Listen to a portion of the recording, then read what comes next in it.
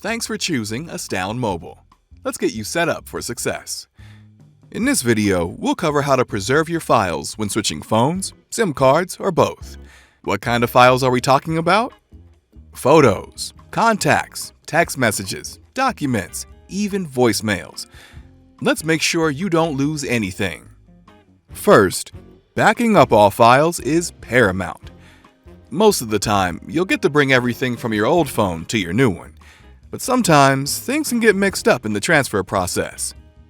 So you'll want to make sure your phone's files are backed up, preferably in the cloud. Most phones come with a built-in cloud feature, but there are third-party options too. Whichever you choose, make sure the cloud feature is on or active. Secondly, before switching devices or SIM cards, make sure you know all of your passwords, not just for your device, but for all apps. When the apps are downloaded onto your new device, you'll likely need to log in to each one of them. Make sure you're prepared to do so.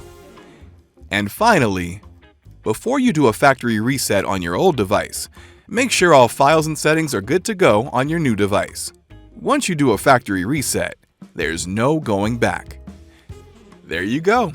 Now you can feel confident when switching devices or SIM cards. Thanks for watching and choosing Astound Mobile.